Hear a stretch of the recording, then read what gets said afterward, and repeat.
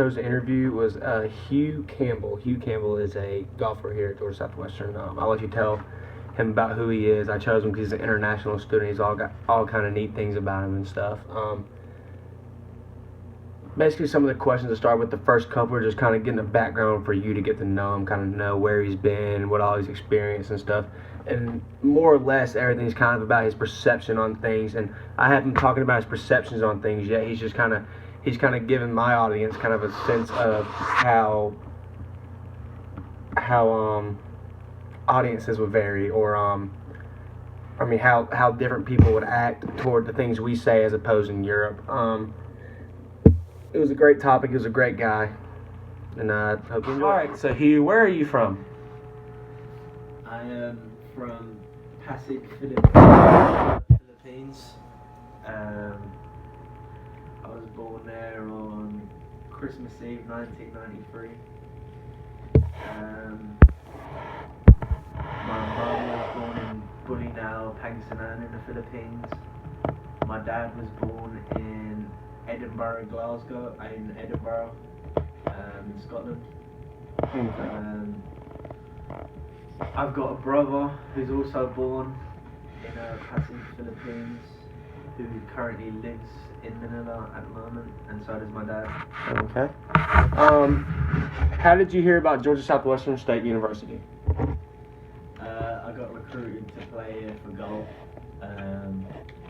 My old golf coach at the junior college I played in Kansas for 2 years,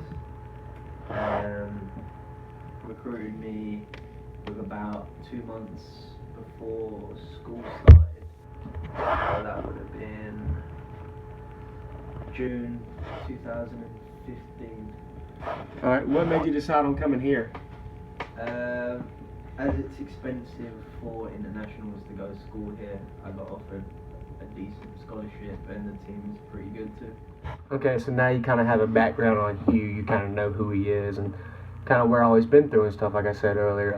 It wasn't really part of the actual speech part of this. The questions that are coming up, he isn't very knowledgeable about speeches. He's from a different country, and he never had to do anything like this. But I asked him a lot of stuff about social media and the effects of social media and how they might vary in certain countries and whatnot. I also talked to him about like greeting and kind of stuff like that, and how people listen and how people comprehend other things that we would say that they may find offensive in England or wherever. Also, some of the other things I asked him about are the audience. The audience is a big thing, how different an audience would be here rather than in Europe. What all is different about the way you communicate here than in your hometown? In my hometown, we have this special slang back home, Cockney rhyming slang. So you have a lot of words that we say that might rhyme with something that actually might be different. I mean, like the lingo, we have, like we don't say y'all like they do over here. That's more, an American thing.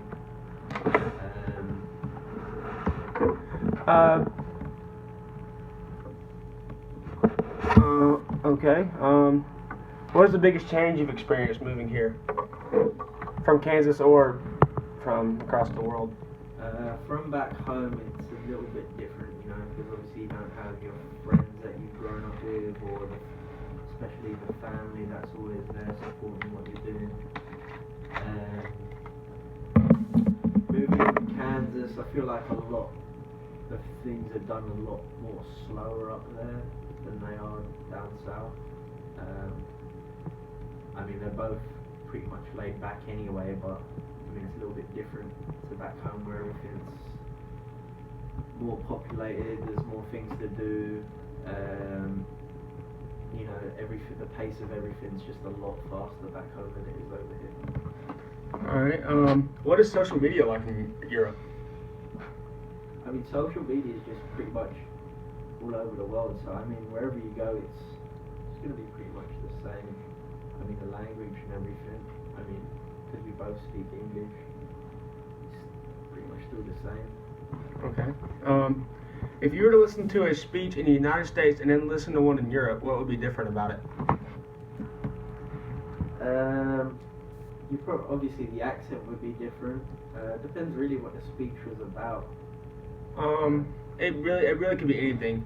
That kind of brings us to our next question. So you're good. We don't really have to worry about it. Okay. Next question.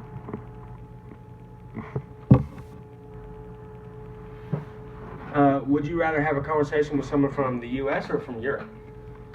It really depends what I'm talking about. Depends what the topic of the subject. All right, we'll go sex. Right, if we're talking about sex. No, bro, I can't answer that. You can't. Okay. Just any kind of regular old conversation, just about anything, man. If you, like, who would you have a better conversation with? Somebody from Europe or something? Right. So like back home, obviously, I'm used to the slang that we use back home. So like I could.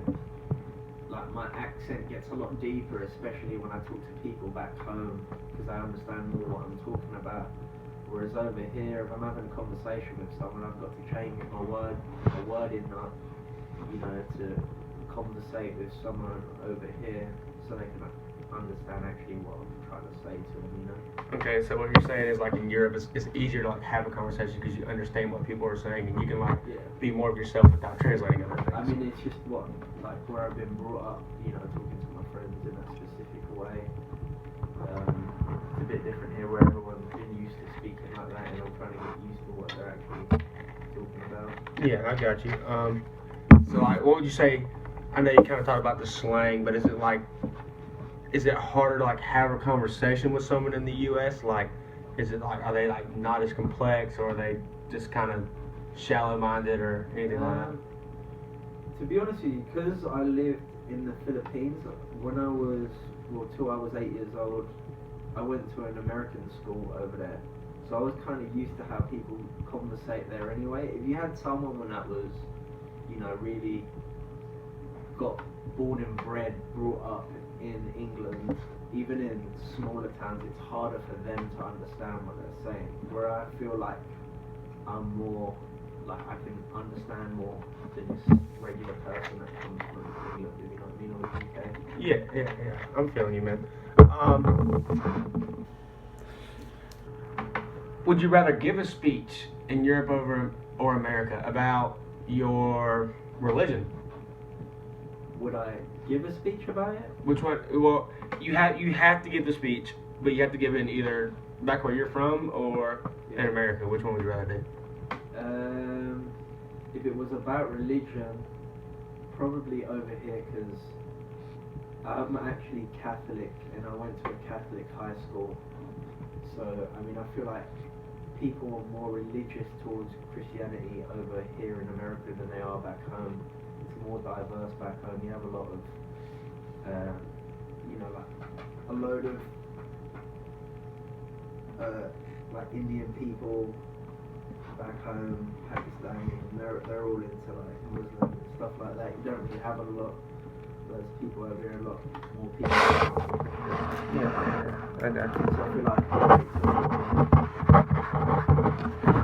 So what you're saying is you kind of have a diverse and open audience that would listen to you in your. Yeah. Okay. Like, so you have more different. Okay. If you were to call me back in either London or the Philippines, wherever, how would you want to reach me? What is the quickest way for you to contact me? What, if you were in America and I was over there? No, if you and I lived in London, would it still be the phone? Yeah, just call the phone. Yeah, that's pretty much the same. I mean, What about the it Philippines? depends if it was urgent. Back in the Philippines is actually like known for how many texts go in and out in the country. And texting is really big in the Philippines. So it is. I mean, in the Philippines, you'd probably say texting is the most common way of communicating with someone. But yeah, in London, it's definitely email or calling someone. Okay, cool. What was your favorite part about London? London, it's got to be the nightlife. The nightlife is pretty amazing. There's so many different places to go. Like if you went there on vacation for 3 weeks, I mean, you wouldn't even see a fifth of what you want to like go and do. You know what I mean? I've lived there since I was 8 years old, and I probably haven't done half the things that you know is possible beautiful to do over there. Yeah. What's your favorite part about America? Favorite part about America? The three places I haven't been, and that's California, New York, and Miami, which is three places I hear that's really nice, and I always want to go there. Best places I've been yet is probably Houston, Texas. Okay. I like it there. It's a nice little city. There's a lot of things to do. You've got the beach about an hour away. You know, it's pretty much got everything that you want and need. Okay. If you were to pass me in the hallway or something, would you address me differently if we were in London rather than in America? No, I mean, you know, you just say like, back in London, if you walked past someone, like, you wouldn't like really like keep eye contact with them and say like, what's up, or hello, like, how you doing, like, that's like quite a big thing here in America. I mean, if you kind of looked at someone back home in London, and you kind of, I mean, they take it a bit more offensively. I mean, it's almost like they want to kind of start a fight with you, keep more eye contact with them than like 3 seconds, you know what I mean? Yeah. But over here, it's more of a, you know, it's just a standard procedure over here, really. It's just greeting someone when you walk past them. Okay. Who do you think's more open-minded? People from Europe, people from America? Definitely people in America.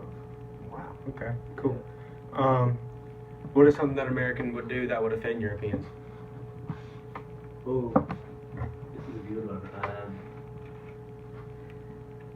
The biggest one is when they be like, oh, you're Australian, like they think I'm from Australia or New Zealand or something. And, I mean, if you really knew what it was and knew like what an Australian was and someone from England, they're like completely different.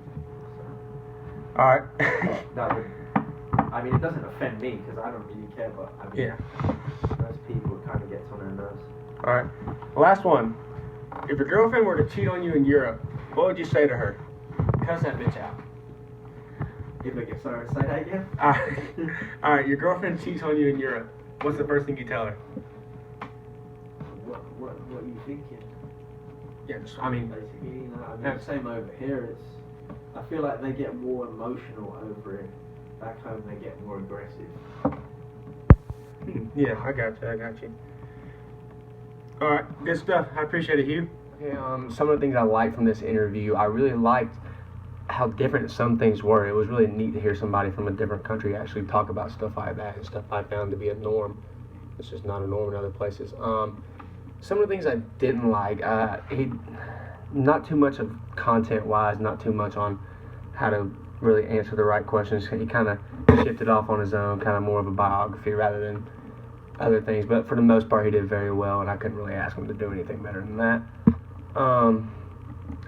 Very surprised about how in-depth his answers were. I didn't think this guy was that really in-depth of a person or had his thoughts together. He had his thoughts very well planned out, and I was really glad that I chose this guy to interview.